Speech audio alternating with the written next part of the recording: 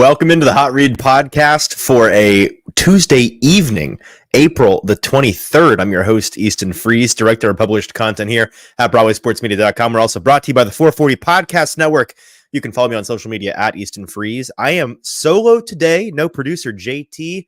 Draft season got him. He is under the weather, but recovering, and I'm sure watching somewhere in the shadows. So hello, JT. He's texting me right now. It's off. My microphone is off. So you know what? We're going to fix that right now. This is what happens when I'm lacking a producer. The thing falls apart. Give me 10 seconds and I'll be right back.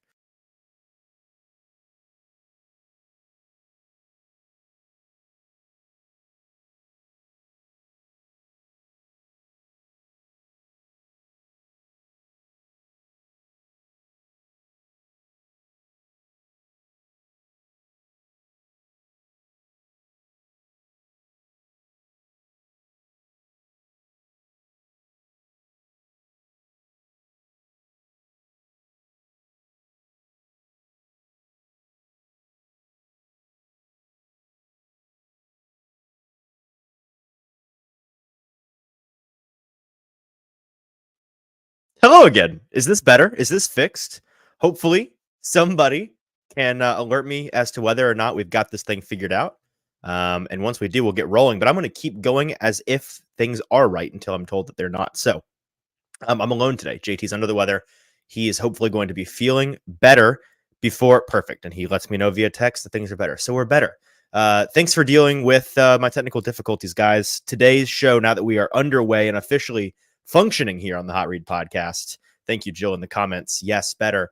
We got a couple of things to talk about. And this is our last live show before we are live during the NFL draft on Thursday and Friday night. JT is resting now to get better for Thursday night when we kick off our NFL draft live here on the Hot Read podcast. JT and I will be watching the first round along with you guys. Wherever you're watching this right now, on YouTube, on Twitter, on Facebook, we will be live there with you, reacting to the entirety of the first round on Thursday night, and then the entirety of rounds 2 and 3 on Friday night as well.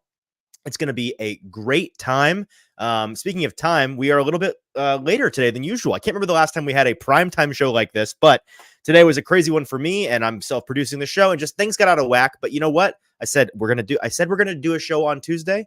Here we are on Tuesday. We're doing a show. We're getting it done. Not going to let the last episode before the draft go scuttled just because some things changed. We adapt, and we are here. We've got some important things to talk through. We, of course, saw the Titans brass today. Chad Brinker, Ran Carthon, and Brian Callahan all spoke. I was in attendance at St. Thomas Sports Park. The Titans brass went through a pre-draft press conference in which they did not tell us much, but they did drop a couple of little nuggets in there that I want to discuss. Then I'm going to get to kind of my final address of the draft, my final predictions for what the Titans are going to do in this draft before we actually get there. And then mock draft 2.0, going through a mock draft that is certainly one of the most unique mock drafts I guarantee you have seen.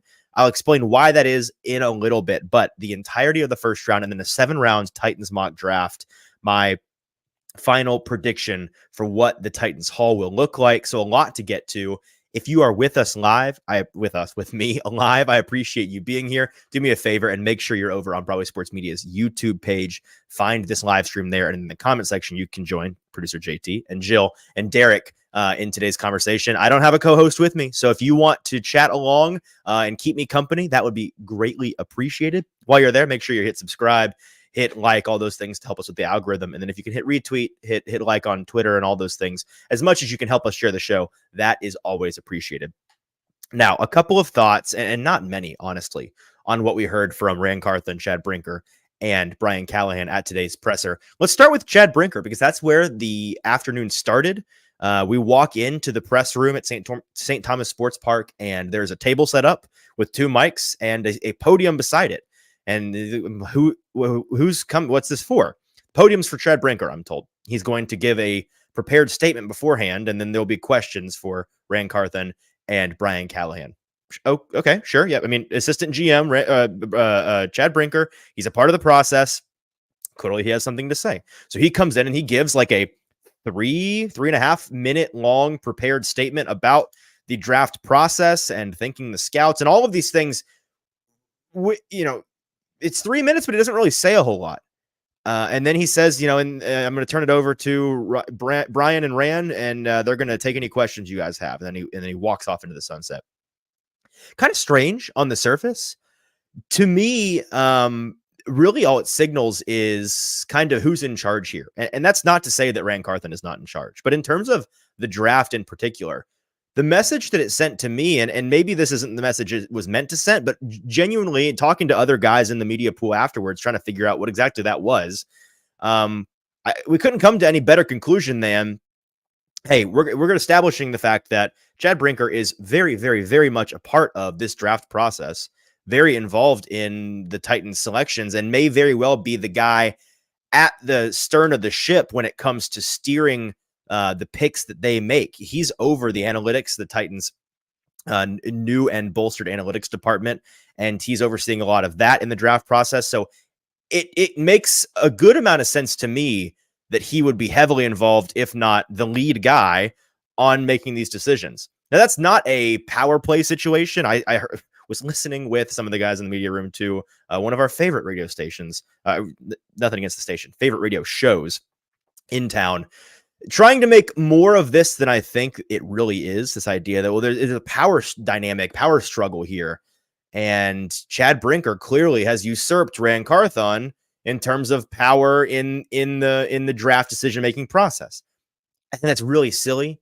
The idea that this is not a situation, assuming that I'm right, that Chad Brinker is the guy pulling the strings here in a big way, there's no reason to believe that's not something that was arranged by Rand Carthon, deferring to the guy that he wants to be the point guy on these decisions, and who is doing nothing but the football side of things, not doing ops, not doing managerial, not having managerial duties. Like, he's doing analytics, going through prospects, handling scouts, doing football all the time. So again, it makes sense for him to be a large part of, and Derek has guessed it. Yes, it's Stillman. It makes sense that he is a large part, if not the main guy in this process. So that's kind of what that signaled to me. A number of questions for Brian and Rand followed, a lot of non-answers, as you'd expect, less than 72 hours away from the first picks being made. But a couple of things, they did confirm that the big board is finished. They are still tweaking some things, but generally speaking, it is done. Did not say how large that board is, not shocking.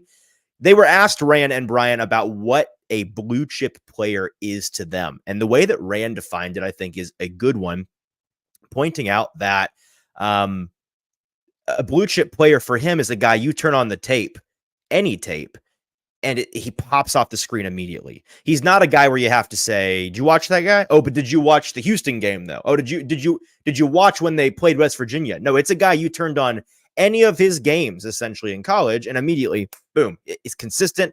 There's no doubt this is a football player that's going to work at the next level. That's what a blue chip guy is. So that's worth keeping in mind as they look to secure one of those blue chip guys at the top of the draft. They were asked about potentially getting back into the third round, and Rand re-emphasized, as he has a handful of times this offseason, hey, you got to have a partner to dance with, or else you can't hit the floor. Like, you can't move in the draft unless there is somebody who is going to make that, to help facilitate that move with you. And that's something that, I get the impression. We'll talk about this in a little bit more in a second. When I go through what I think I know about this draft and what I think I know about the Titans right now, that's something that I think they are interested in doing, only having 2 top 100 picks and needing more, really, like, just in order to bolster their roster as best they can. Turning one or both of those first and second round picks into more picks would be ideal. And I think they share that sentiment. So that is something to keep in mind. What else do they talk about here? Rand Carthon was asked about NIL, depleting the depth in the draft, whether or not that's an overblown narrative. He agrees. He said that, yes, I think that he said that we used to joke with prospects like, hey, coming to the NFL, now you're taking a pay cut. Wink, wink, nudge, nudge, because, all the sack lunch money they were getting under the table and the accusations there that were like, not so well kept a secret. He said, well, now they really are, some of these guys leaving college to take a pay cut because they were making more money in college. And so he says he does not blame one bit guys that want to go back to school for a little more coin the extra year. They're going to make more in school than in the NFL. He says that the day three depth has been impacted by that. They went through what they've gone through a handful of times, the way that their board works horizontally and vertically, which was in the context of a question asking if you're trying to decide between two prospects, one slightly graded higher, one slightly graded lower, but the lower graded player is at a position of much more significant need. How do you differentiate between those two, and what ultimately guides your process on that decision? And he kind of sidestepped that question by essentially saying, hey, we build it horizontally and vertically. So when we get to a certain point, oftentimes there are 2, 3, 4, 5, 6 guys linearly, horizontally that are ranked the same or essentially the same. And they are vertically positioned by their position group. And so when you get to that position, the concept is, okay, well, these guys are all graded the same. So then let's address the position we think is of greatest need here. And that allows you to kill two birds with one stone, have that even balance of drafting for need and drafting for value. Now, how often that happens, I don't know. And how finely tuned the grading system on that board is, I also don't know, because that's really what goes into it, right? Like if these guys are round number grades 1 through 100, then you're going to have guys that are the same. But if they're doing grades like most analysts grade prospects, where this guy's a 6.71 or whatever, there ultimately is a guy that is going to be graded higher than the other. Now they may be marginal, and they may have I'd imagine in the room they have rules to dictate, when it's this marginal, we're gonna address it from a positional standpoint, and this is the distance, this is the difference between guys that we're looking for in order to say pure value, this guy is better, I don't care what position he plays. We're never going to know those things, but that's something that I find interesting about the way that they handled their board. They were asked about tackles, and when you specifically tackles, when you're evaluating the linemen, trying to decide where these big guys are best fit to play in the NFL position wise. How do you determine whether a tackle can switch from right to left, or is going to work better on the left side than the right? And they said that there are certainly some guys in this class they see as one side only, but and this is an answer from Brian Callahan. He essentially said most of these guys we think have versatility, and in the modern, and this is a lot of stuff we've been saying on this show for months now. A lot of these guys in the NFL have, in college coming into the NFL, have the versatility to play either side. They're being cross-trained from an early age, and more importantly, in the modern NFL, you aren't seeing premier pass rushers lined up on the left side as often and as consistently as it was in the past, right? The idea of attacking the quarterback, the righty quarterback's blind spot consistently as a defense with your best rusher up against the left tackle.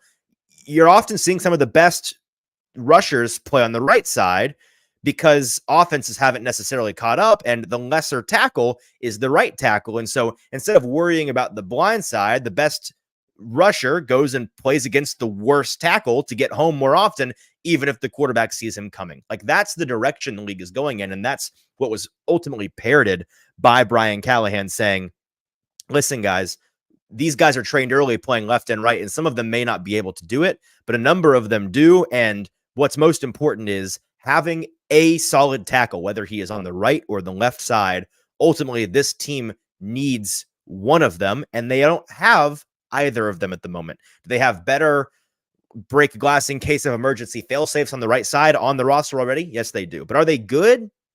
I don't think you can say that. And so while left tackle remains a higher need for the Titans, I do think it is being overblown and overlooked, this idea that they couldn't consider a right tackle, which we'll get to in a little bit when we get to mock draft 2.0. Just a couple of more things from this press conference.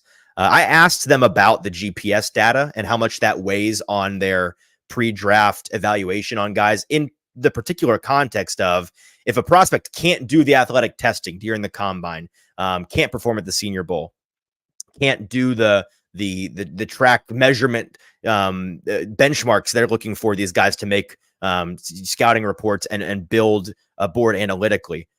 How does the GPS data affect that? Like, ultimately asking, If you've got GPS data on a guy, does it matter whether or not he goes and tests? Does it matter whether or not he opts out of testing? And can not testing hurt a guy if you're confident you see an athlete on tape and that's matched by the GPS numbers? And Rand Carthen fielded that question from me, essentially saying the GPS data we have to cross-check, because he did point out there are some schools you get the GPS data and you're like, oh, would you look at that? 7 of their guys ran at 23 miles per hour top speed this year.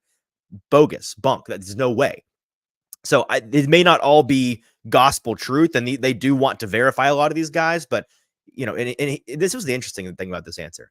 He says, I know who you're referring to, and gives me a look. I'm imagining he thinks I'm referencing Marvin Harrison Jr. Now, I didn't ask the question referencing any guy in particular. I could have technically been referencing a handful of guys. I could have been referencing Brock Bowers, for example. But I'd imagine he thinks I was referencing Marvin, and the vibe on the answer in regard to assuming it was Marvin he was talking about, the GPS and the tape is what we rely upon most of all. And when we are confident in what we see on that front, not doing the athletic testing isn't necessarily a deal breaker. It's not going to hurt a guy too badly. So that was his answer on that. Anything else here? Oh, one last thing. And this is going to lead us into the next segment of the show here. Early on in the presser, I think it was Sean Davenport who asked Rand Carthon whether or not there were any players on their board that they consider untrade downable, guys that they would not move off of their spot at 7 should they be available to the Titans. And Rand's answer was, and I quote, short answer, yes, and a smile and moving on. Now, that leads us to our next segment here, where I want to essentially play a game of I think, I feel, I know, which is something that I don't know if it was, I'm imagining it wasn't coined by Braden Gall, my friend and colleague here on the 440 Sports Podcast Network. If it was, I apologize. It's where I got it from.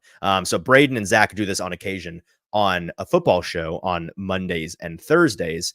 And I'm going to borrow the concept, borrow the game, because it's the perfect way for me to unload the bag on what I think and feel and know about this draft and what the Titans are going to do. It's essentially my final address after the last 30 episodes of the Hot Read podcast and 3.5 months of draft content. Here's my ultimate prediction and statement on what the Titans are going to do. And again, with I think, I feel, I know, if you're new around here, I think is the least confident. It is something that is like a gut feeling. You don't necessarily have anything to go based off of. You're not even necessarily reading the tea leaves, but it's what you think this team's going to do. It's the vibe you're getting.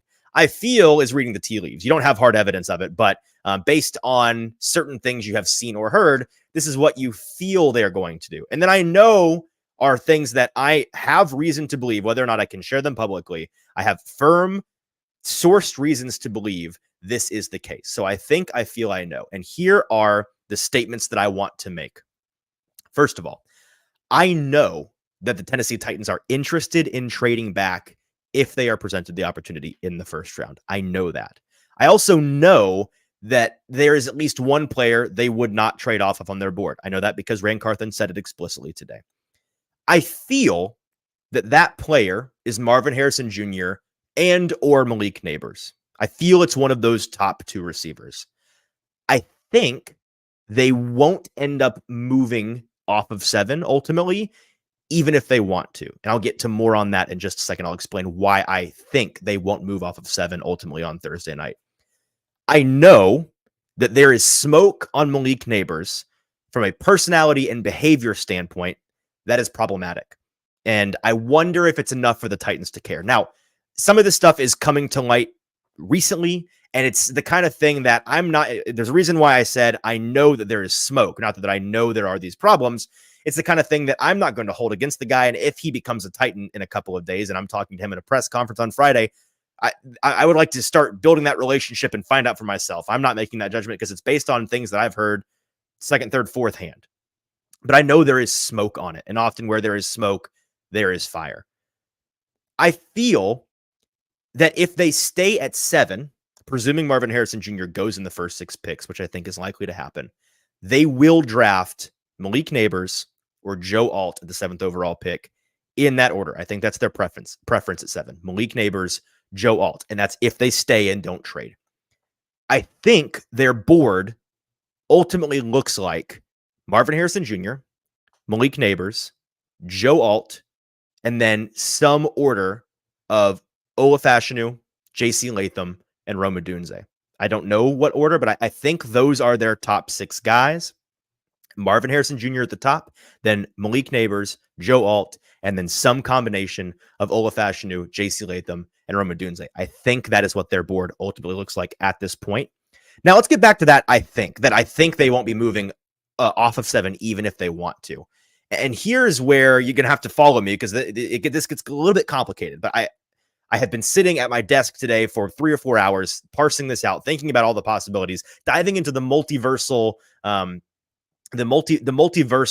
possibilities that the Titans could potentially be taking on Thursday, the routes that they could be taking. And here's the bottom line. If you believe that Malik Neighbors and Marvin Harrison Jr. are players that the Titans would not trade down from at 7, which I do, that means that a trade down would require the following things. 1, you got to have 2 of the first 6 picks be Neighbors and Harrison, because if not, one of them will be there and the Titans would not move off. They would draft the guy. That's the belief. That's possible, very possible that those 2 guys are gone by 7. So you have to have that happen. And then one of the top 4 quarterbacks pretty much needs to fall to 7, and there needs to be a team that wants to trade up to 7 for that quarterback. And I say probably that's the case because the only way that this is possible for them to move off of 7 and the top 4 quarterbacks all go in the first 6 picks, as well as Harrison and Neighbors, and the Titans still move, is going to require there to be a team that is willing to trade up to 7 for a non-quarterback, for one of these top tackles, for a top defender, for one of the top receivers. And by top receivers, actually, I just mean Rome Odunze, because again, the top 2 need to be gone in that instance. So I know that's kind of complicated, but like those 2 things have to happen for them to get a trade down, which is why I think it's unlikely. 2 of the first 6 picks need to be Harrison and Neighbors, because I don't think that they would trade out of 7 if they could pick one of those guys. And then you either need one of the top 4 quarterbacks to fall to 7 and there to be a team that wants to come up to get them, or if there to be a team surprisingly willing to trade to 7 for a non-quarterback, for Rome Odunze or a top defender or a top tackle. And when you walk through the potential trades, the trade partners in particular, on 7, you constantly run into a lack of capital or a lack of incentive or a team that's too far down for the Titans to want to move, or a conflict of interest, like a team within your division. I don't think the Titans are going to move off of 7 to 17 for the Jaguars to come up and take Rome Odunze at 7. Like, I don't think that's the kind of thing that they're in the business of doing. So it gets tricky. And that's why ultimately, if I had to guess today, I don't think it's likely for them to move off of 7. I'd be just it'd be it'd make me so happy in my heart for them to prove me wrong, for them to move off of 7, to trade down. I've been very vocal this entire time about how moving off of 7 is in the best interest of the Titans. It is what I want them to do so very badly. But if I'm being honest, and I've sat here for hours today playing through all of the scenarios, it's going to take a lot of things happening, in my opinion, for them to get to move down to where they want to be and not move down with, the Bills to 28 or something and really change the entire landscape of their draft. But the bottom line is this, before we get to my mock draft 2.0, my last thought on their draft is this. As long as the Titans pick within the first 11 to 14 picks in this draft, it's going to take them going wildly off the board, off script, to make me mad. There are so many paths that lead to pretty pleasing outcomes, as opposed to frustrating ones, because it's because of how much I love their options at the top of this class. That's ultimately the reality here. I think they have so many options that are promising. They're different. It's a choose your own adventure situation. The Titans have to make the first step, but I think most of the things they could do, as long as they don't trade way down the board and as long as they don't go way off script and draft somebody that is not a consensus top 13, 14 pick, I don't see a world in which they make me or most of their fans all that unhappy on night 1. And that's a really great place to be as a fan. It's a really great place to be as an analyst, because I like talking about happy things, not sad things. And I think that the Titans faithful are going to be pretty pleased after Thursday, no matter what happens. Here's to them making the right decision. Now, let's get into one of the most unhinged things I will ever put on the Hot Read podcast. Let me explain why it's going to be so unhinged. For a couple of weeks now, I've had scheduled here the last episode to be Mock Draft 2.0. going through my second iteration of my first round mock and 7-round Titans mock, explaining where I think guys are going to go and why. And I sat down today. I pulled up my mock draft 1.0 from 4 weeks ago. And, I was just going to edit off of that and stick with things I think I still like and change some things I didn't and just modify that for today's purposes. And then an hour passed and I hadn't really made much progress. And my brain had started to turn to pudding. And I realized that the nature of this draft is such that it is so unpredictable and has such a high percentage chance of getting off the rails pretty early based on some really, really high leverage decisions being made by teams in the top 10 that are going to shape the entire first round of this draft, that narrowing down the most likely situation was just too much for me to bear. And while I just spent the last 15, 20 minutes explaining to you why I think the Titans won't be moving off the 7th pick, I wanted to have them move off the 7th pick here because it's what I want them to do. And it's not what in the first mock, I had them stick at 7. So I wanted to change it up here. And so what ultimately this mock became was the what if mock. It became the fairy tale mock. It became this is going to look on the surface to you all like the most unrealistic wish casting you've ever seen, not just for the Titans, but for many of these teams. And there's some truth to that, but I want you to walk with me here. Trust me here. This is less Easton is predicting this is what happened. This is what will happen. All of these things will happen in this order, and more I took all of the things that I genuinely individual instances of things that I genuinely think on Thursday night could happen. And I have reason to believe they'll happen, and I'll explain in a second. And I put them all into one mock. So essentially, I took all of the weird things we could see on Thursday and combined it into one as an exercise in us going through and explaining some of the things that could happen. Again, they're not all going to happen, but I think some of them will. And with that, let's pull up my mock draft 1.0 here. And oh, great. It has D. There we go. There it is. It had D decommitted there. Had to bring it back in. Here's the first 5 picks in my mock draft 1.0. And if you are watching with us on YouTube, you're going to realize already things are a little bit different than you may have expected. Not at the top, of course. Caleb Williams going to the Bears. No shock there. I've still got Drake May going to the Commanders. I had him going there in mock draft 1.0. I don't see them making this decision for let me take that back. I can see them making this decision to take Jaden Daniels at the 2nd pick. I'm not buying it. It's never passed the smell test for me. I think the NFL, like this idea that the NFL is actually not that high on Drake. He's the 2nd best quarterback in this class for me, and it's not really close. I think there's plenty of folks in the NFL that like him a lot. And I think the Commanders are a team with Adam Peters at the reins as their new GM that would be willing to do what we've seen. Because what have you heard so far?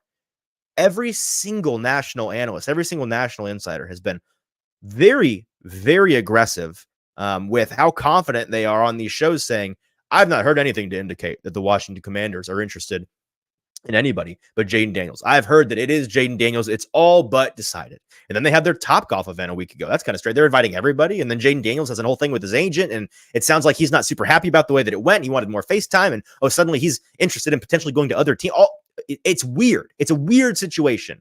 And I don't think it'd be weird like this if Jaden Daniels was for sure the pick. I also don't see Adam Peters as the kind of guy that's going to tip his hand just to tip his hand. So I'm going to go with that's the draft day surprise the first draft day surprise, and that Drake May is the pick for Washington. In that case, I think the guy that was pretty explicitly hinted at very, very early on in the draft process as being pretty high on the early draft board for the New England Patriots, Jaden Daniels out of LSU, to go to New England. I think they feel pretty convicted up there. The Hunt family reportedly much more heavily involved in this process this year now that Bill Belichick is gone. I think it's reasonable for them to be wanting a quarterback of the future and wanting to take advantage of their position in this draft, a draft in which there are 4 very good quarterbacks to draft from. Then at number 4, the Vikings make their move. They trade up with Arizona. Arizona trades out of 4. Monty Austin starts the wheeling and dealing.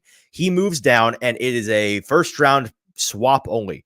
The Vikings move up to 4, and the Cardinals move back and take number 11 and number 23, Minnesota's 2 first-round picks. Now, I, I'm not necessarily saying I think this is going to happen. In fact, I said earlier today to some friends that I was talking to, I'm starting to, with every passing day, I am worried that Minnesota may not get this done. I am worried that they may not have a trade partner and this work that they did early in the draft process to best position themselves to be the team that comes up and gets the quarterback maybe for not. And there's already some messaging out there today. I saw somebody saying, well, if it's the fourth quarterback and it's JJ McCarthy available, the Vikings organization is actually reportedly willing to stick at 11 and 23 and use one of those picks on either a Bo Nix or a Michael Penix as their consolation, not wanting to spend too much to move up for a JJ McCarthy. Maybe that's the case. But at this point in the game, that is not coming out for no reason. When you hear leaks like this in the NFL, you must always ask yourself, who would want this out and why would they want it out? And why would they want it out now? And that's exactly the kind of thing that a team who is starting to realize, dadgummit, we may not have, we may fail on this mission to get our quarterback. This is some cope. This is some damage control. That's what it reads like to me. Now, I don't think they're actually out on a JJ McCarthy. And in this instance, obviously, I have them moving up with Arizona to 4 to go and get their guy. I actually think it may be the best of the quarterback needy teams. I think it's the best situation for a JJ to land in because he can come in and kind of do the Kirk Cousins thing out of the gate. He can't do much more than that, but he can kind of do that same thing and they can try to build him, grow him from there. And then the most interesting pick in my first 5 here, it's JC Latham going to the Chargers. Now, I don't necessarily think the Chargers are going to take him at 5. I think there's a world in which they're the partner for the Vikings who moved to 5. The Chargers move back to 11 and 23, and they take J.C. Latham at 23 if he's there. But this idea that, Joe Alt could be the first tackle off the board and he could go to the Chargers, I don't think that's nearly as likely as a J.C. Latham going to the Chargers for a couple of reasons. One, I don't see Joe Alt as the kind of guy they're looking for. In fact, he's a left tackle who I think is talented enough to play either side, but they're not in need of left tackle. They've got Rashawn Slater. They are set at that position. They do badly need a right tackle, and that is what J.C. Latham naturally played in college. I think both Latham and Alt are capable of switching sides, don't get me wrong, but I think that a J.C. Latham would fit that positional need immediately, and I think he's the kind of road grading power style tackle that a Jim Harbaugh offense in particular is going to want to run. Pound the rock, run behind the big body, out physical your opponent, and pound these running schemes until the cows come home. That's the kind of guy that I think a JC Latham, much bigger body, a much stronger player, not quite as great in the footwork department as Joe Alt, but has some upper hands on him in that way. I think JC Latham could be the guy for the Chargers at 5 or at 11, wherever they end up picking. Okay, now on to the next 5 picks. And here's where things start to get very interesting.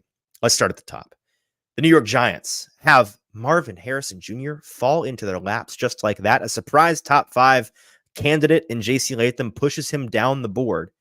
And the Giants land Marvin Harrison Jr., a player that can play inside, a player that can play outside, a guy that they need very, very badly in their wide receiver room, a sure thing, a number 1 receiver, a dependable, reliable, week in, week out, snap in, snap out guy that you can go to in a pinch.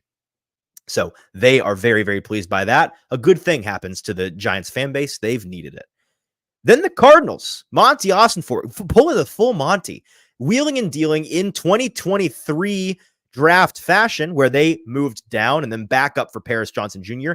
He does the same thing. So Monty moves from 4 with the Vikings down to 11 and 23. And then the Cardinals trade back up with the Tennessee Titans at 7 because they want a star receiver for Kyler Murray to be able to pass the ball to.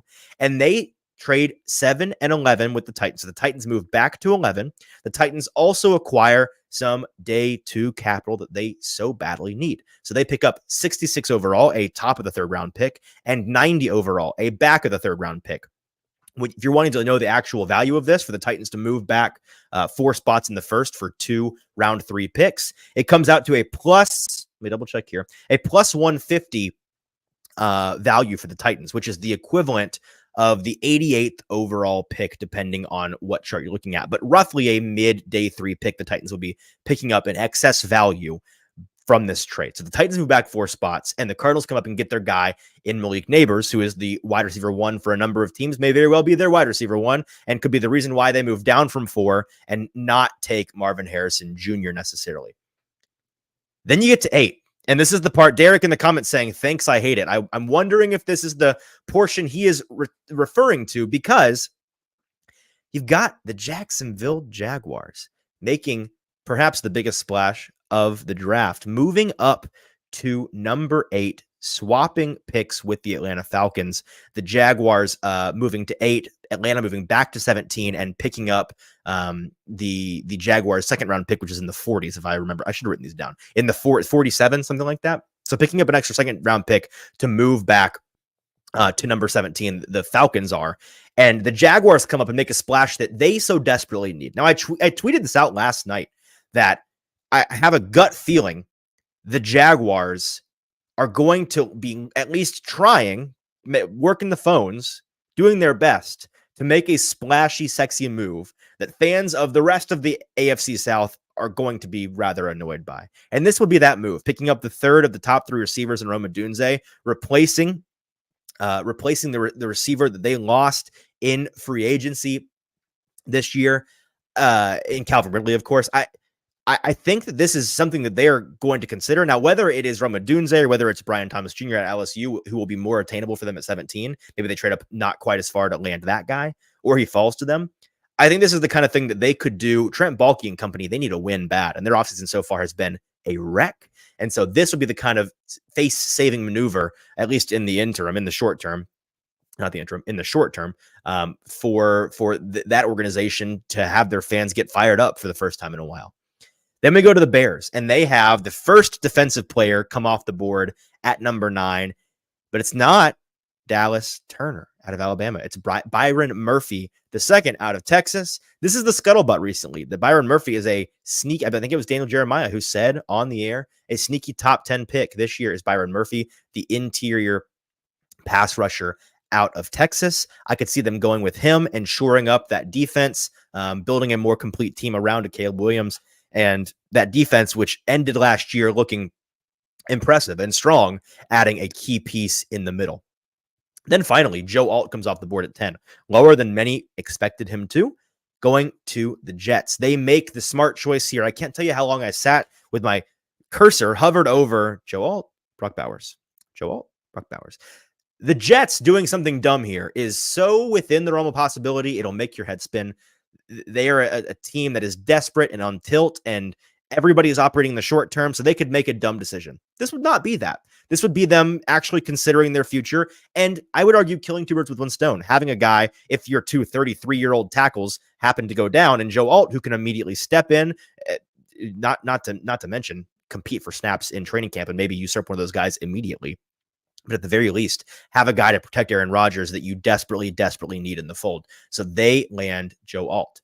Now, for the next 6 picks here, the Titans at number 11 land Olumuyua, is his full name, Fashanu, dadgummit, out of Penn State. They land tackle 2, the second of the left tackles, natural left tackles in this draft class. I think this is a fantastic move for them. I would be super, super pleased if they moved back, added day 2 capital in the 3rd round, and landed an Fashanu. I think it would be a phenomenal trade-off to go from Alt at 7 and nothing else, or Fashanu plus extra capital in round 3. I'm all for it. I'd make that trade 10 times out of 10, and I think the Titans brass is very, very pleased with the way that they maneuvered here. At 12, Dallas Turner comes off the board. The Broncos have arguably the top edge rusher in this class fall into their lap, and they are very pleased, something that they can start to build around a cornerstone player on the defensive front to pair with their cornerstone player in Pat Surtain in the secondary, start to build up that defense in a division with Patrick Mahomes and Justin Herbert, and Gardner Minshew, of course. And then at 13, the Raiders do the thing that is kind of dumb, and maybe they don't do this. And maybe this is a trap I'm falling into. This idea that every single year we always assume one more quarterback's going to go in the first round than actually does. This, I could be walking right into it here. Genuinely, I could. But I know that coaching staff in particular has a connection with Michael Penix Jr. They have not so secretly been enamored with him in this process. And you've been hearing things in recent days. Again, this could be a trap. But you've been hearing things in recent days about how, I'm talking to GMs, Michael Penix Jr., kind of the best kept secret in the league A lot of teams really like this cat. Think he's a first-round caliber player. Think he's a dog. Did you read his article in the Players Tribune today? That last line where he says I'm paraphrasing, the only medical check you need to do on me to see whether or not I'm a good ball player is an EKG. Just check the heart because I've got the heart to be your guy. Baller line, mic drop move. I could see them pulling the trigger here because I'm not sure they want to walk into a season with Gardner Minshew as your one. And I'm sure guys like Davante Adams aren't exactly jazzed by that kind of idea. Michael Penix Jr. throws a relatively catchable ball, threw a lot of deep balls in college. Not the most accurate guy in the world. I would argue less accurate than you think he is. But a Davante Adams, you just chuck it up and let him go get the ball. That's the kind of guy that I think a Davante Adams would really enjoy catching balls from. And I think it's the kind of thing that could kind of work. I think the Raiders may be uniquely positioned to do that. Then at 14, the Saints will start to fly through these as we get further down the board. Talisa Fuaga out of Oregon State. The Saints address a bad tackle situation they have right now. Trevor Penning, who is he sucks at football. He's not been very good for them. And then Darisaw? No, not Darisaw. That's Vikings. The other tackle in New Orleans. Somebody in the comments can help me out. That we learned this offseason may be injured for the long term, and they may have a problem at 2 tackles now, and they're going to need to address that. So Talisa Fuaga is the option out of Oregon State, a very good option for them, a guy that can start right away on the left or the right side, in my opinion. Then the Colts make a move, the second move that will piss off Titans fans and Texans fans on Thursday night. They land Brock Bowers. The tight end position has plagued the Colts for a long time now. No more rolling out Mo Alley Cox as your guy every week. No more hoping Jelani Woods starts to develop into the guy.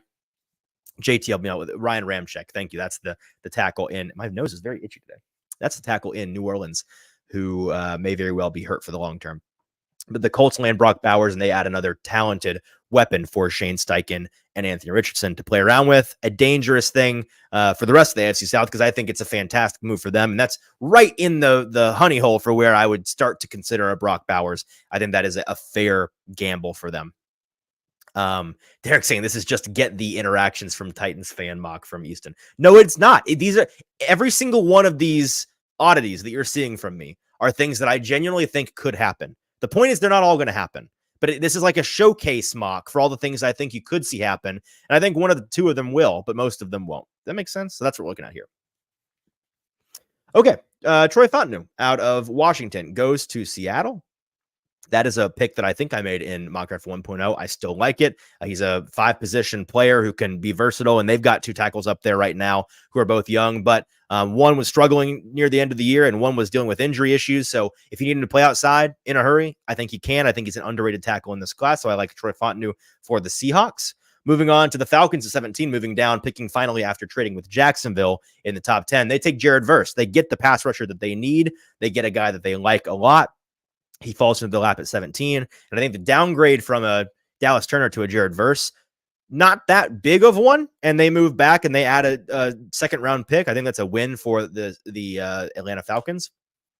Then the Bengals at 18 take Amarius Mims, the 6th of the top 6 tackles in this class. A luxury pick for them. They're just going for the biggest tackle room that man or God has ever seen. And they add him to the towering room of the Browns. They've got Trent Brown and the other Brown, whatever his name is. They've got a phenomenal developmental tackle who could, within a year, become the guy. And in a pinch, if you needed him to play this year, I think that he could. Quinyon Mitchell, the first corner off the board to the LA Rams, not addressing the defensive line or the edge position like a lot of folks want to with the departure of Aaron Donald. I understand that, but I think a Quinyon Mitchell to the Rams is absolutely a cornerback, and in this case, a Quinyon Mitchell to the Rams is a real possibility as they could use some help on the perimeter to bolster some younger guys up front trying to get their job done, make their job a little bit easier, give them some more time to get home to the quarterback. At number 20, Graham Barton out of Duke goes to the Steelers. He's a college tackle who's likely to play the interior of the offensive line. The Steelers need help across their offensive line. And I think that people distracting me in the comments here. Kenneth saying that I'm maybe I may very well be jinxing it. We'll see. I'll go through some of these comments from you guys here in a second before we get to the last portion of today's show. So don't worry if you're wanting me to read these. I can't read and talk at the same time. It helps to have a producer or a co-host to do that. So I apologize. Graham Barton, I think, would be a phenomenal option for the Steelers and for Arthur Smith and company to start to figure out that offense and build in the trenches. I think that's a wise, prudent decision by the Steelers. And then here come the 49ers, who have traded another trade. I had 5 total trades in this first round mock. The 49ers come up to 21 with the Miami Dolphins, and they make a selection of Brian Thomas Jr. They add a big and fast perimeter receiver, the 4th receiver off the board out of LSU. Now, why would the 49ers do that? Why would they? They've already got Debo, and they've got Kittle and Ayuk, and they've got CMC. Why do they need another weapon? Maybe we'll see in just a second. You might be guessing what I'm alluding to, but they move up here and they burn one of their 2 first-round picks to move up with the Miami Dolphins in exchange for some day 2 capital. Moving on here, we've got the Eagles at 22 going with Cooper DeJean falling into their lap. They desperately need a cornerback. Their cornerback room has gone from really, really strong and veteran savvy to a nursing home in the past couple of years, and they need a guy. And this great white hope, Cooper DeJean, who is a white guy playing corner in 2024. I know he's going to be, he can play corner. I promise. You don't have to move him to safety just because he's white. I promise he can. And I think that he gets a chance to do so in Philadelphia, where they need badly in the secondary. The Cardinals, with their 2nd first-round pick, have Latu fall into their lap. The guy that I think is the best edge rusher in this class on pure talent alone. He's a monster. He's a Tasmanian devil out there. But he also retired from football a couple of years ago and thought that he would never be able to play again because of a neck back spinal situation. I'm not a doctor. I don't know. But it was a spinal deal. And he ultimately ended up coming back. Now, the soft word so far, and we'll probably hear more on this in the next 48 hours, on Latu's medical status is the NFL's generally okay with it. Like the teams are like, okay, this checks out. I think we're happy with him, and we're willing to. He's not undraftable because of his medicals, but I think he has a crazy wide range of outcomes. I think he could be a top 15 pick easily. I think it could also be like a mid-second day pick, because of those medicals and teams just not wanting to touch it with a 10-foot pole. So where he ultimately goes, I don't know. Had him go in the 20s here to the Cardinals. At 24, the Cowboys go with Terrion Arnold. The 2nd cornerback comes off the board. They get a big boy to replace the loss of Stephon Gilmore in free agency and to play opposite a Trayvon Diggs, who's coming off of a major lower body injury last year. So that's a big boost to their defense, fills a big need for them. The Packers go with Tyler Guyton, the 7th tackle in this class out of Oklahoma. They are a patient bunch, and they are in need of tackle, and he's the kind of guy you're going to need to be a little patient with, but I think can come in and be a valuable starter for you down the line. So that's Tyler Guyton to the Packers at 25. At 26, Jackson Powers-Johnson goes to the Bucs. There's been a decent amount of smoke in the past couple of weeks that the Buccaneers are interested in the center position. They feel like they are in need of the center position. And I think Jackson Powers-Johnson, ever since I saw him at the Senior Bowl, he's built like SpongeBob. He's built kind of funny, but he's a monster of a man, and he is a monster in the trenches. I think he's absolutely a first-round caliber player, and so I have him as the first center off the board to the Buccaneers at 26. And then the last slide here, I think Johnny Newton's going in the first round. The Illinois product, the mauler in the middle of the defensive line, a defensive lineman that goes to the Cardinals in this instance, their 3rd first-round pick by way of their trade out of 4 and picking up an extra first from the Vikings. They already had 2 to begin with, but they add a 3rd here, and they go with Johnny Newton out of Illinois. They need guys to rush the passer, and they added one with their 2nd pick on the edge. They're going to add one in the middle now, and this defense, the defensive front at least, is going to have some teeth to it, and that's big for Jonathan Gannon's system down there as a defensive coach. He's loving it with those 2 picks. Darius Robinson, a big guy that I was talking to Teron Davenport and Paul Karski today after our press conference, saying, I asked him, who's the guy? If you don't think he's fallen to 38, but if he did, you are jumping up and down, screaming, pounding the table, stepping on the table, ripping your clothes off, saying, draft this guy. Our unanimous answer was Darius Robinson out of Missouri, because he is the Danico Autry replacement. We talked about it on the do and do not draft guide earlier this week. He would be a perfect fit as Danico Autry replacement, but he does not fall that far, as I don't think that he will. I think this is the range he will go in when we get to the draft. He goes to the 49ers, who I'm sure they're not crazy about the guys they currently have to replace Eric Armstead. So I think he's the guy you bring in. He's got the outside versatility. You feel good about your defensive front with Darius Robinson in the fold. Kool-Aid McKinstry gets into the first round, goes to the Lions. They just lost their cornerback to Cam Sutton. Is that his name? Right? Yeah, I'm not tripping on that. I think Cam Sutton. They lose him, and they replace him with Kool-Aid McKinstry. He gets to play alongside Brian Branch, his former Alabama teammate, and the secondary has some teeth to it. At 30, The Ravens desperately need tackle, and the first 7 are already off the board here. This is, I think, a cautionary tale here in terms of the Titans waiting to draft tackle. In my mock here, I don't think this part of my mock is unrealistic. The idea that we could have an 8th tackle go off the board in the first round, or, in the first 35 pick, the first 37 picks right before the Titans at 38. Very possible. And in this case, Patrick Paul out of Houston goes much higher than some folks expect him to. We saw in his social media earlier this week, he's very confident he's going in this range. He said, the NFL, their boards are different from the mock drafts. Y'all going to see on Thursday, late Thursday evening, I'm going to be going to a team. And in this case, I think he's right. I think that he is a guy that teams at the end of the first round, top of the second round, are going to be considering. Built in a lab to play a tackle, developmental prospect, but get the right coach on him. In Baltimore, they're the kind of team that would be confident they can make the most out of Patrick Paul, and they desperately need some tackle help. So they go with the Houston product. At 31, Jordan Morgan out of Arizona goes to the Dolphins, who traded back with San Francisco to the 31st overall pick. And this is where they make their selection of a tackle in college who's going to play on the interior in the NFL, and they need interior help down there in Miami. So that is what they do there. And then at 32, the Chiefs make their selection of Adonai Mitchell, a guy that I think is fool's gold a little bit. Bad news for most teams that draft him. I think the perfect place you could go to is the Chiefs, and I think that they would inevitably get the most out of him, which may be like a receiver that we look back on and say, how did we let Adonai Mitchell fall to the Chiefs at 32? What were we thinking? It's because he went to the Chiefs that he turned out to be the best that he could possibly be, and the best that he can possibly be in terms of his measurements and his athleticism and his big game ability. It's a very good player. So that's bad news for the rest of the league, but good news for the Chiefs. Now, the last thing I have to say before we get to the Titans 7-round portion of this and we get out of here is that, I don't know if you noticed, there's a team that has a first-round pick as of right this moment that didn't make a pick here. It's the Buffalo Bills. Where were they? Oh, remember the 49ers who moved up. They moved up, drafted early in the 20s, and then look right here. They drafted again at 28. What happened there? This is some smoke we've seen today. The idea that the 49ers could potentially be moving off of Brandon Ayuk, trading him for the right price. I think the right price is a late first round, second round pick based on the wide receiver market we've seen so far. He needs a big fat contract. Can the 49ers shoulder the burden in terms of cap of a Ayuk and Debo deal? Yes. And a CMC deal? Yes, they can. As long as Brock Purdy is still in his rookie contract, they absolutely can. But in terms of wanting to spend the cash and wanting to manage the cap in that way, are they willing to? Until the deal gets done, it's not done. And Titans fans know good and well when you get a receiver that is a star going into the draft and he's not locked down yet, anything can happen.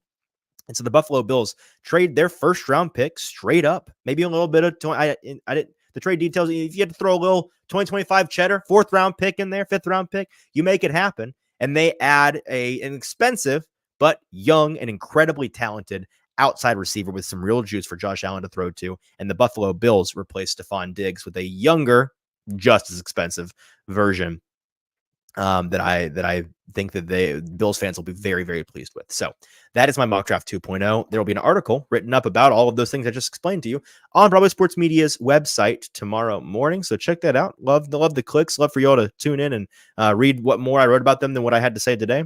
Last part we have to get to is the Titan 7-round mock situation. But first, I want to dig into some of y'all's tweets here, or replies in the comments here. JT saying this is peak cinema. Derek appreciating the content while he's at the gym. Derek, appreciate having you in here. Hawkins asking, didn't Rand say something about LSU when talking about elite playmakers? Today, I don't believe so. I could have missed that part, but I'd imagine he was thinking it because they were, him and Brian were both down there at the pro day. There's no doubt that objectively they've got some people are just blowing my phone up. I'm trying to do a show here, people. That they were both down there and they see these guys as explosive players. And so if he wasn't saying it, he was certainly thinking it. Hawkins, JT saying, did he think you were thinking he was thinking that you? Okay. Shut up, JT. Just being annoying, frankly. What else in here? Anything else? People reacting to the mock, saying that it's clickbait. Yeah. Hawkins saying, not terrible. I would have liked 2 of their first round picks because Cardinals have 3. Yeah, well, I mean, I'm sure you would have liked that. But in terms of a value situation, moving up 4 spots, you're not going to get 2 firsts out of that unless you send significant capital back. That's just the reality of the situation. So I'd like it too. Don't get me wrong. I just don't think that's going to be a possibility here. Derek saying, get fashion at this point if you let all the better talent get away at wide receiver and tackle. I think he was saying that when we get to the Titans pick, and I did it, so you're welcome. Hawkins, bruh, the Colts with Bowers is a scary thought. They cannot get him. Yes, they can get him. I think that they will end up with one of Terry and Arnold, Quinion Mitchell, or Brock Bowers. I think that that's who the Colts will be taking away from this draft. I like all three players a lot, and it's going to be a bummer no matter what. If you're a Titans fan, for them to come away with one of those big guys, you just got to remember that the Titans are going to come away with a guy that the Colts fans are probably not all that fond of either, because they have a top 15 pick as well. They're going to get a good player as well. So it's a two-way street there. A name, not a fan of Olu at all. I rather have Fontenot. His run blocking is terrible, and I just don't see this supposed amazing pass blocker. I agree with you that his run blocking is not great. It's below average, but that's the kind of thing that you can teach up quickly in the NFL. And a guy like Bill Callahan, I think, is absolutely capable of it. I'm going to have to really strongly, respectfully disagree with you on him being an amazing pass blocker, not being an amazing pass blocker. He's the best pass blocker of these tackles, pretty explicitly to me. He's a monster. He's so nimble. His footwork is incredible. He's gliding across the field. He's got much more strength in him than Joe Alt does. I think that he's the best pass blocker with the bullet. So I am a fan of Olu. The last thing I'll agree with you on here, criticism sandwich, positive, negative, positive here. The positive I'll end on is you say you'd rather have Fontenot. I have no problem with Troy Fontenot. In fact, I was talking today to Teron Davenport about how I think that Troy Fontenot is an underrated player in this draft process. I think that he's somebody that I would love to see on any team, but the Titans in particular. He's got incredible movement skills, the best mover, the best footwork of these tackles. That's his superlative. And he's got not any other super sexy traits to him. He's not a mauler. He's not incredible in pass blocking or in the run game in particular. He's not crazy strong like a JC Latham is, but he's like a B+, A- in every single thing. He's just solid, and he looks like a pro on tape. So I would have no issue with that at all if that's what ends up happening. And I'm saying he's good, but he gets pushed back off the quarterback too often for me. Still going in on Olu there. And then Ethan says, late to the party, but I can see what folks are talking about. JC Latham at 5 feels like an impossible domino to fall to allow a lot of this to fall the way that it does. I wouldn't say impossible, but I'd say it's unlikely. But certainly, like, again, the Chargers, whether it's at 5 or at 11 or wherever they trade to, I think that JC Latham is probably the top tackle on their board. Maybe on Thursday I'll be proven wrong, but I don't think that's going to be the case. And then Kenneth saying, oh, good, Easton went tackle in his mock draft. Look, lock in those receivers to the Titans bets. Maybe, perhaps. Anything else here? Derek saying the Great White Hope going to Philadelphia would break my heart. Ethan, I feel like it's so risky that only a team like the 49ers or Chiefs would take Latu in the first. But like you said, folks don't seem too concerned based on media reports. Yeah, it's all based on the medical. I think if teams clear him and are confident, they're going to feel like whoever gets him, they've got the best edge rusher in this class. And from a talent standpoint, I can't really disagree with them on that. Top tier saying, I would hate if the Titans traded off of Neighbors at 7. I think that they are not going to do that, as we talked about earlier in the show. And in this case, they did not, but I understand you are heard on that front. Derek asking if the Dolphins are still allowed to have a first. Yes, they forfeited their first last year. They forfeit a later round pick in this draft, I believe. Chef Rand saying 2/3 ain't enough to pass Malik Neighbors. Failure. Chef Rand, you weren't paying attention. The Titans didn't take 2/3 to pass Malik Neighbors. Malik Neighbors was already off the board, big dog. So that's not what happened here. And then Derek saying, then they aren't getting 7 if we're sitting on the potential of Neighbors, Odunze, or Alt. I'm not sure what that's in reference to, but we'll move on. Deagle saying he's not a fan of Brinker. Why, Deagle? What do you know about Brinker to have anything against him? That's my question. Okay, let's talk briefly about the Titan 7-round mock here. And here it is. If you're watching on YouTube, I've pulled it up here. Very fancy formatting. I typed it into Word, but here it is, a screenshot for you of, in this instance, what the Titan 7-round mock would look like. And while I think it's unlikely they'll have this many picks ultimately in the draft, I do think a lot of these guys are firmly on potential future, soon-to-be future Titans watch for a couple of reasons. Olu Fashioner at the top, we already talked about. They land their cornerstone left tackle. Big move, great first-round pick. Second round, I talked earlier this week about how Junior Colson is a very, very strong possibility for the Titans at 38. And listening to Dane Brugler on the Athletic podcast earlier this week talk about how he sees Junior Colson as, with a bullet, the best linebacker in a bad linebacker class, one of the only guys capable of being a green dot guy on day one. Not any super, super sexy elements to his game, but really, really well-rounded. I think that Junior had a visit with the Titans. Here's the other thing, guys. A lot of these guys that I'm about to pick here, 4 of them in particular, not a lot, but 4, have met with the Titans already. They had 30 visits, or they had local visits, or they had Skype visits. And last year, I believe it was every pick the Titans made outside of their first round pick of Peter Skoronski was a guy they visited with pre-draft. Now, does that mean that's going to happen again this year? No, not necessarily.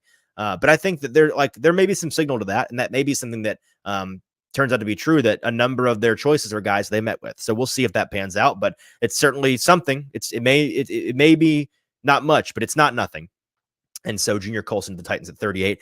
Some will see it as a significant overdraft. I do not. I think that it is I think that Junior Colson's the best linebacker in this class, and I think the scarcity of the position in this class, you take him at 38 and you're happy with it. At 66, they take Rook Orhorhoro out of Clemson, one of our favorite on the Hot Read podcast, one of our favorite maulers on the defensive line, a guy that is in our do draft portion of the do and don't draft guide for the Tennessee Titans on BroadwaySportsMedia.com. Our JT and I's article going through each round and each guy at each position. He's a guy that we would love for the Titans to draft, and to get him in the third would be a phenomenal value. I think that he would be a great pairing with Jeffrey Simmons. Malik Washington, wide receiver out of Virginia.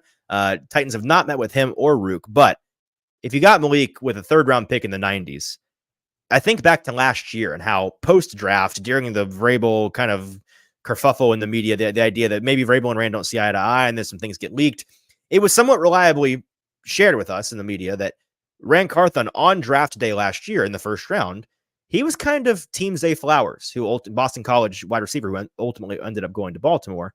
And then they, whether it was Vrabel who made the decision or the whole room voted, they ended up going with Peter Skoronski at 11. But that's the kind of guy that Rand was interested in. When I watch Malik Washington's game, it's kind of a poor man's Zay Flowers. I wrote about him in our Do and Don't Draft article. He's the kind of guy that, first of all, he was the entirety of Virginia's offense last year. He's got that spark plug, spitfire is probably the right word for it, out there in the secondary. Once he's got the ball in his hands, he's a real problem for you. He's short, he's wiry, but he's going to get after it and run around you. I like Malik Washington a lot, and he would be a fantastic late day 2 option. At 4.1 of the 106th pick in the 4th round, the Titans take Jarvis Brownlee Jr., one of my favorite cornerbacks in this class, out of Louisville. He is a guy the Titans have met with. They did a 30 visit with Jarvis Brownlee Jr. Tenacious defender. Would be a great 4th option to add to the Titans cornerback room. Plays bigger, stronger, faster than he looks and than he should. A serviceable athlete. I like Jarvis a lot. You've heard us talk about him on the show before. Jalix Hunt is a guy I don't think we've mentioned on this show one time, but the Titans did meet with him. The edge player out of Houston Baptist. I have them taking him in the 5th round here. He's the kind of guy that when you see him pop up on the visit sheet, you perk up. They're meeting with a Houston Baptist kid at a position of need. I wouldn't be shocked at all if they like a Jalix Hunt. I like a Jalix Hunt. I think that he would be a phenomenal value in the 5th round. And I think that he has the size and athleticism, the raw traits to develop into a rotational edge rusher in the right system and under the right circumstances. And then some dart throws here at the end. 6th rounder, Rasheen Ali, running back out of Marshall, the Marshall Thundering Herd in the 6th round at 182 overall.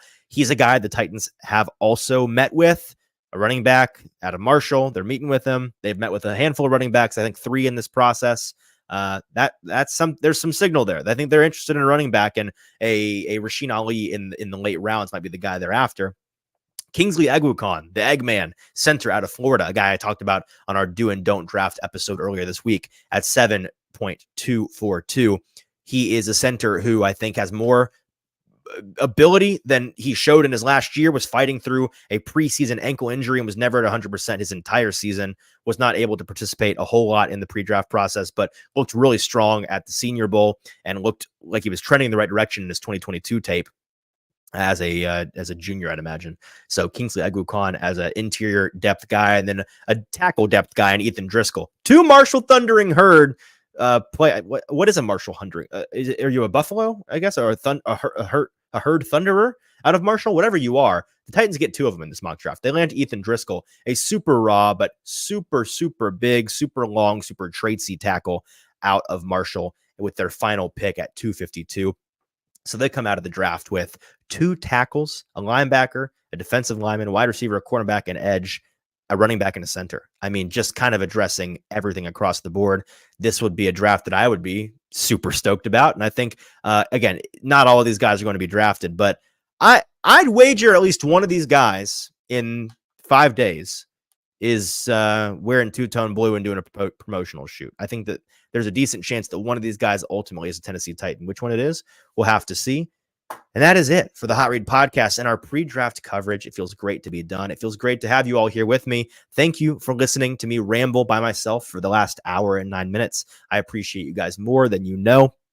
I hope that it was somewhat entertaining, and thanks for engaging with me in the comments. It means a lot. It makes my life a whole lot easier and enjoyable when I'm sitting here in this room talking to a computer screen. So we'll be back on Thursday and Friday night. JT back from the dead, hoping, fingers crossed. Everybody pray for JT to get healthy in a hurry so that we can do this draft show together and react to the first, second, and third round with you all night, Thursday night and Friday night with the studio setup. It's going to be a great time.